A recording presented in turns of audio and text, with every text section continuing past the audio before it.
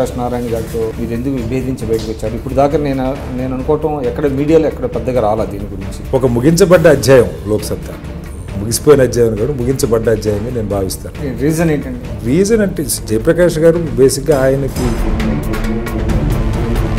ఉద్యోగాలు వదిలిపెట్టి వచ్చారు, ఒక సిద్ధాంతం కోసం నమ్మి వచ్చారు.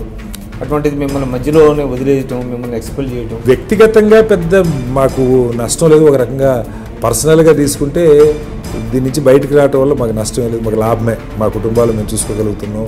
అర్ధాంతరంగా ముగిసిపోవటం మాత్రం ఒక రాంగ్ ఎగ్జాంపుల్గా నిలబడిందనేది నా అభిప్రాయం. ఎందుకంటే సమాజంలో మార్పు రావాలని చాలామంది కోరుకుంటాను. ఆ మార్పుకి నాయకత్వం వహించే వాళ్ళు ఎవరు, ఆ డైరెక్షన్లో తీసుకెళ్ళగలిగిన వాళ్ళు ఎవరు, వాళ్ళ కోసం చూస్తూ ఉన్నాను. జనసేన పార్టీ తర్వాత బీజేపీ కానివ్వండి, తెలుగుదేశం కానీ చిన్న కిక్కిస్తే చాలు మీరు సభ్యులైపోతారండి. అంటే వాళ్ళ పూర్వ చరిత్ర తెలియకుండా, వాళ్ళ బ్యాక్గ్రౌండ్ ఏంటో తెలియకుండా అవన్నీ ఊరక సంఖ్య చెప్పుకోవడానికి చేసే జిమ్మిక్సే తప్ప దాంతో పార్టీల నిర్మాణం కావండి.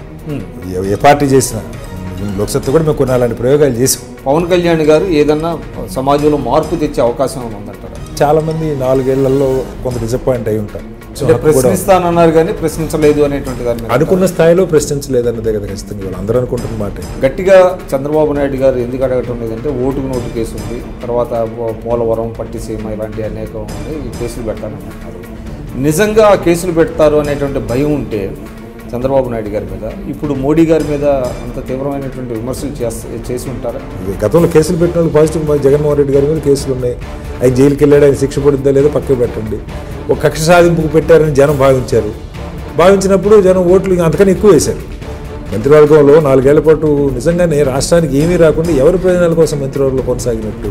తెలుగుదేశాన్ని వదిలేసి వైసీపీతో జతకట్టాలి అని బీజేపీ ఏ కారణం వల్ల కోరుకుంటుందంటారు? ఏ పార్టీ డబుల్ గేమ్ ఆడుకుంటుంది ఇక్కడ?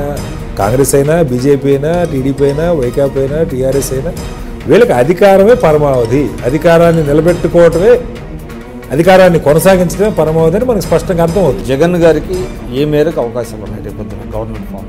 ప్రజల జీవితాల్లో దీర్ఘకాలంలో మార్పు తీసుకొద్దాం, నిజంగా వాళ్ళ కాళ్ళ మీద నిలబెట్టే ప్రయత్నం చేద్దాం అన్న ఆలోచన లేదు.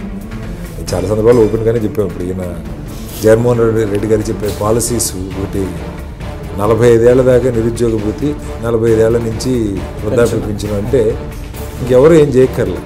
తెలంగాణలో కానివ్వండి, ఏపీలో కానీ which is the best programme అంటారు. చాలా సందర్భాలు చెప్పాం. ఇప్పుడు పార్టీలు ఇవ్వకుండా మిగిలింది ఏమన్నా ఉందంటే, ఎలాగూ జనం తాగుతున్నారు కదా, చాలామంది తాగుతున్నారు కాబట్టి మరి వాళ్ళు కొనుక్కొని తాగడం ఎందుకు? ఇంటికి నెలకు 4 బాటిల్లో 3 బాటిల్లో లేదు అంతే, నెల కదా రేషన్ వచ్చేది. ఆ పద్ధతిలో నెల ఒక 4 ఫుల్ బాటిల్ ఇస్తాం అన్నది ఒక్కటే మధ్య, అదొక్కటే మిగిలింది. అంటే మీరు లోక్సత్తాలో సుదీర్ఘకాలం పనిచేశారు, మీరు జేపీ గారిలో చూసినటువంటి సుగుణాలు ఏంటి, అలానే ఏదైనా లోపాలు ఏమైనా ఉన్నాయా?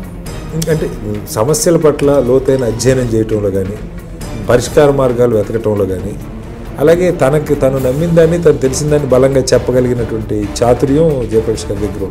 ఆయన లోపాలంటే